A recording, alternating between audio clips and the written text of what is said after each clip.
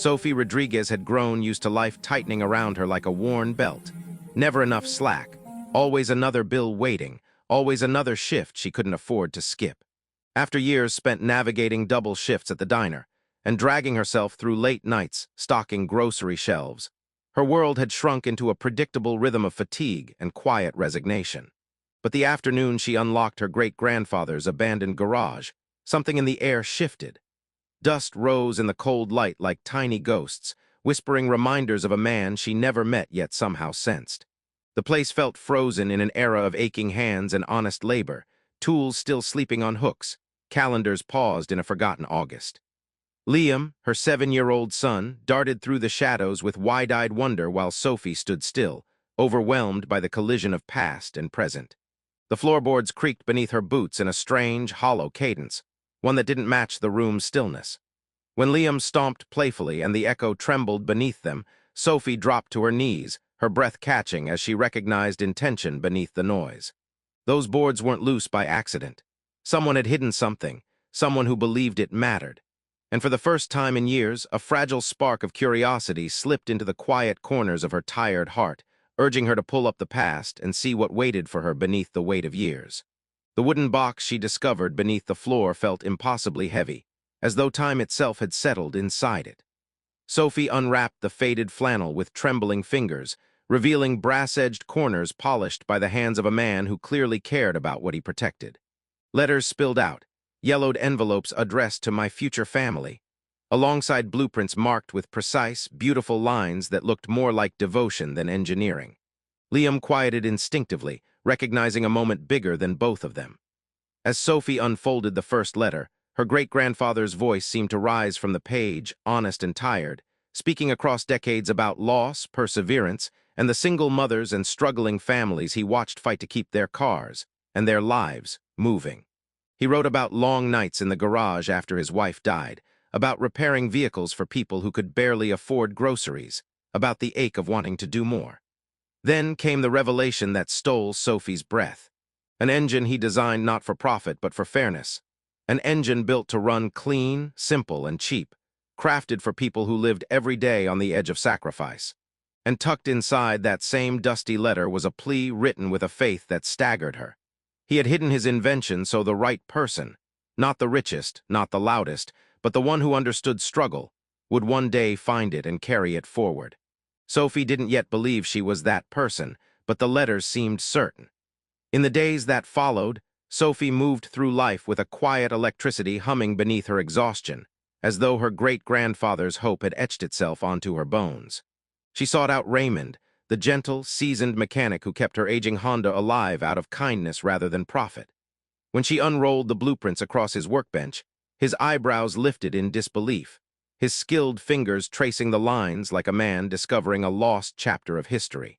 The prototype, still tucked inside the old Ford in the garage, roared back to life with a purr so smooth it felt otherworldly.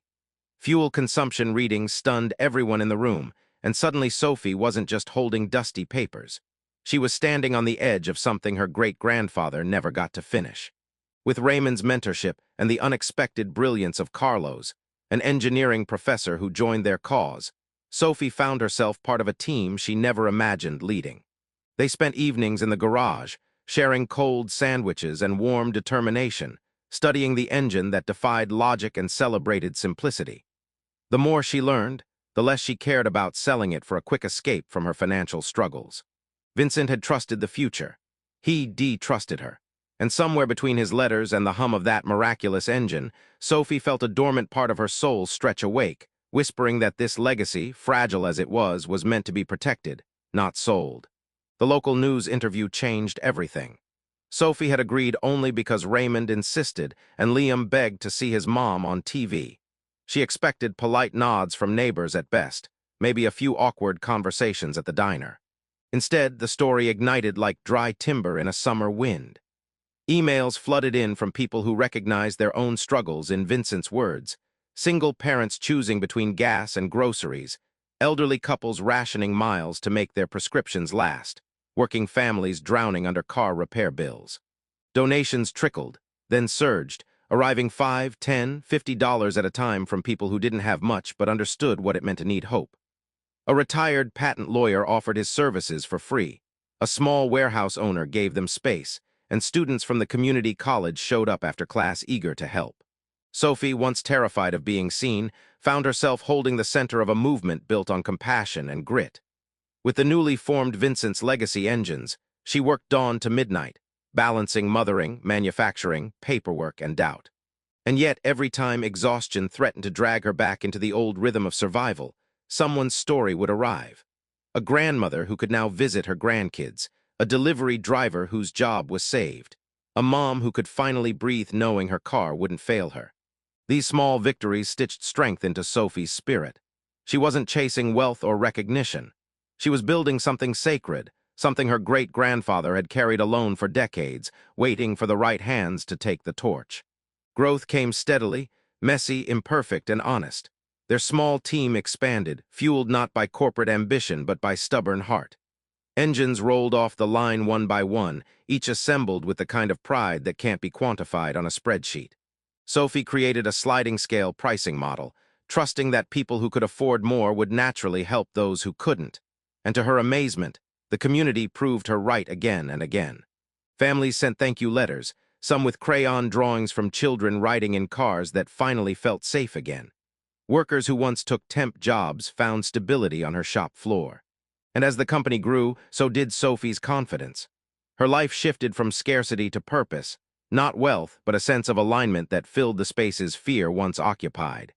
Liam flourished too, becoming a fixture in the warehouse after school, wearing his junior inspector badge like a medal. The business world, baffled by a company that rejected profit-driven logic, watched from the sidelines, predicting failure. But Sophie understood something they didn't. When people feel valued, when a mission is pure, when hope drives innovation instead of greed, the work becomes unstoppable. Each engine wasn't just machinery, it was a lifeline. And with every family they helped, Sophie felt Vincent's steady hand on her shoulder, guiding her, reminding her that she was exactly where she needed to be. Offers from large automotive corporations eventually arrived, wrapped in polished language and staggering dollar signs. Representatives arrived in suits, carrying promises they thought no single mother could refuse: financial security, manufacturing at scale, global reach. But each contract bloomed with the same poison her great-grandfather had feared. Clauses that would strip affordability, restrict accessibility, and twist his compassionate invention into another profit machine. Sophie read the fine print late at night, her son asleep down the hall, the weight of possibility pressing against her ribs. Wealth would erase her struggles, secure Liam's future, and free her from the endless grind. But it would betray everything Vincent believed in. In a meeting with her small team, Raymond with his steady calm, Carlos with his earnest passion, Richard with his patient wisdom, Sophie made the decision that defined her legacy. They would remain independent, even if it meant growing slowly and turning down fortunes others would chase without blinking. That choice sparked a new wave of support as everyday people rallied behind their mission. A crowdfunding campaign raised more money than corporate investors had offered, not because people wanted a return, but because they believed in what the company stood for. Sophie realized then that wealth wasn't measured in bank accounts. It was measured in trust, in community, in the shared belief that doing right mattered more than doing what was easy. And for the first time in her life, she didn't feel poor at all. Years reshaped the company from a fragile dream into a steady, thriving force grounded in compassion and resilience. Vincent's Legacy engines produced thousands of affordable units, opened multiple facilities, and created meaningful jobs for families who once lived paycheck to paycheck. Sophie's own life steadied too. She moved into a safer home, saved responsibly, and built a future for Liam without losing sight of the struggles that shaped her. Awards came, plaques, interviews, invitations, but none resonated as deeply as the handwritten notes from customers whose lives had shifted because an engine finally made transportation sustainable. Sophie kept the old garage intact, transforming it into a small museum where Vincent's tools, journals, and prototype car lived in quiet honor. She often visited alone, tracing the worn edges of her great-grandfather's workbench, imagining the nights he spent here hoping his invention might one day help people he'd never meet. Liam, now older, joined her in these moments, absorbing the weight of their family's story with a maturity beyond his years. He dreamed of becoming an engineer, not for glory, but to continue the lineage of compassion and problem-solving Vincent began. Watching him move confidently through the space where everything started, Sophie realized that legacy wasn't built in grand gestures. It was built in steady, faithful choices repeated across generations. And because of that, Vincent's dream no longer belonged to the past.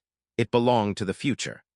On the 10th anniversary of finding the hidden compartment, Sophie stood in the old garage surrounded by friends, workers, customers, and neighbors whose lives had been touched by a dream that began decades before she was born. A bronze plaque bearing Vincent's words gleamed softly